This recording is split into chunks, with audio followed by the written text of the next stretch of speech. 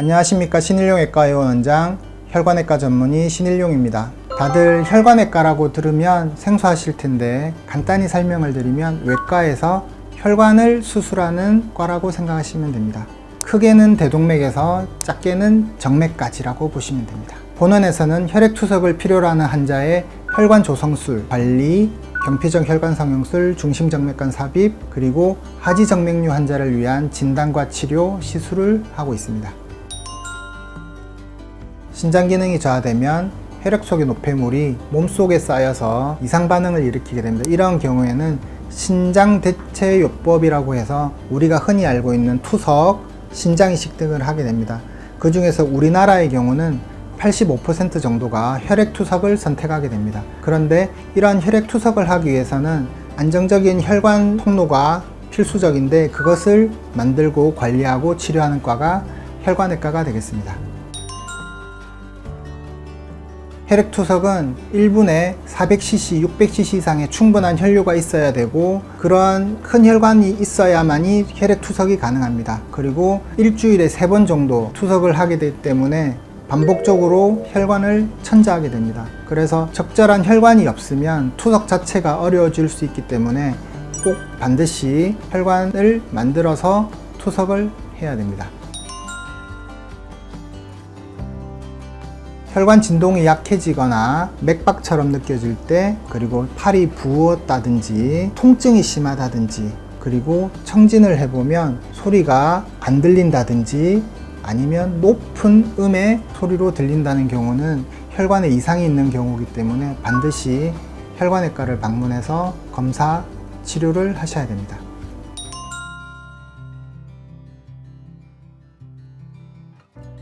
네, 그렇습니다. 혈류량이 감소, 정맥압이 상승, 투석 시 투석 기계에서 알람이 울린다. 이런 경우는 혈관에 이상이 발생한 거기 때문에 주변에 있는 검사 시설로 가셔서 반드시 검사를 하셔야 됩니다. 그리고 투석 중에 통증이 심하다든지 혈관을 천자했는데 혈전이 나온다든지 투석이 되지 않는다든지 투석이 끝난 후 지혈 시간이 점점 길어지는 경우는 반드시 검사를 해서 이상이 있는지 여부를 꼭 확인하셔야 됩니다. 우리가 알고 있는 팔과 다리에 있는 혈관은 혈관 자체가 2-3mm로 가늘고 혈류량도 10cc, 20cc 정도밖에 되지 않습니다. 우리가 일반적으로 투석에 사용하는 혈관은 혈류량이 600cc 이상이 되어야 되는데 우리 몸에 있는 그런 혈관은 심장과 대정맥 정도밖에 없습니다. 그래서 수술을 통해서 동맥하고 정맥을 연결한 다음 고혈류, 그 다음에 고압의 혈관을 만들게 됩니다. 그러면 투석을 위한 전용 혈관이 만들어지는 거고 그것을 통해서 투석을 할 수 있게 됩니다.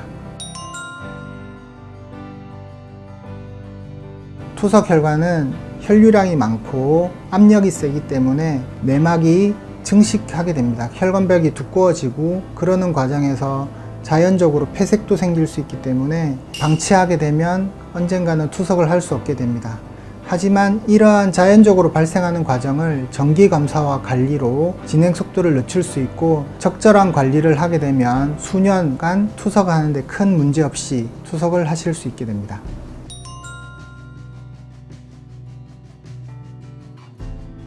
주 3회 한 번에 2군데씩 같은 부위를 반복해서 천자를 하게 되면 혈관이 찢어지고 바늘 끝이 데이는 부위는 내막이 증식을 하게 됩니다. 그러다 보면 혈관이 딱딱해지고 내경이 좁아지게 되면 그 부위가 막히게 됩니다. 그래서 혈관이 좋을 때 여러 부위를 돌아가면서 순환해서 천자를 하게 되면 그런 혈관 손상을 균등하게 분포하게 할 수 있고 내막 증식을 최소화할 수 있게 됩니다. 그러면 오랫동안 투석을 유지할 수 있게 됩니다. 풍선 확장술이라고 하면 환자의 좁아진 혈관을 풍선을 넣어서 물리적으로 피는 작업이라고 생각하시면 됩니다. 다시 말하면 국소 마취를 하고 그 부위에 바늘로 천자를 한 다음에 거기에 얇은 유도철사를 집어넣게 됩니다. 그 얇은 유도철사를 따라서 풍선관을 집어넣으면 우리가 좁아진 부위에 정확하게 풍선을 넣어 놓을 수 있습니다. 그리고 거기를 물리적으로 20기압, 30기압 정도로 확장을 하게 되면 그 좁아졌던 혈관이 펴지게 됩니다.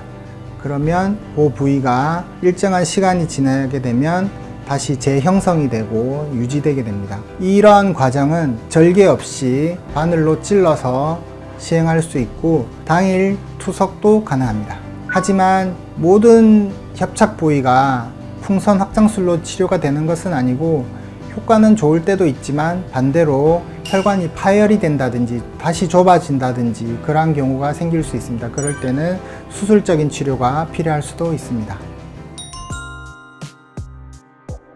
일반 풍선은 그냥 풍선만 있는 것인데 약물 풍선은 풍선에다가 특수한 작업을 통해서 항암제 등 약물을 발라주게 됩니다. 그 약물을 바른 것을 혈관 안에 넣어서 피게 되면 풍선에서 혈관 내벽으로 약물이 방출이 되게 됩니다. 그러면 혈관 내막이 증식을 할 때 필요한 그런 과정을 그 약물들이 억제를 하게 됩니다. 그렇게 돼서 좁아진 혈관이 다시 펴지고 다시 좁아지는 그 과정이 시간이 더 길어지게 되고 불필요한 시술을 줄일 수 있고 환자분들한테는 더 오랫동안 혈관이 늘어나 있게 하는 그런 치료가 되겠습니다. 약물 풍선이 그동안 임상시험을 하고 작년부터 투석하시는 투석혈관 협착에 보험이 적용되게 되었습니다. 그 보험 기준은 있지만 자세한 내용은 방문을 하셔서 담당하시는 선생님하고 상담하시면 좋은 치료 방향을 정할 수 있을 것 같습니다. 스텐트 치료는 풍선 확장술 효과가 부족하거나 풍선 확장술 후에 탄성 반동이라고 해서 빨리 좁아지는 경우가 있습니다. 풍선 확장술을 했는데 불과 1, 2분, 비교적 10분 이내에 다시 좁아져서 풍선 확장술의 효과가 없어지게 되는 경우에는 물리적으로 그 혈관을 계속 펴줄 수 있게 스텐트를 삽입하게 됩니다. 그리고 경우에 따라서는 풍선 확장술을 한 후 혈관이 파열이 되면 그의 스텐트 그라프트라든지 아니면 큰 구경에 스텐트를 삽입해서 그 혈관 내막이 유지될 수 있게 치료하게 됩니다. 그리고 환자 상태에 따라서 적절한 스텐트를 사용하는 게 더 중요하다고 되어 있습니다.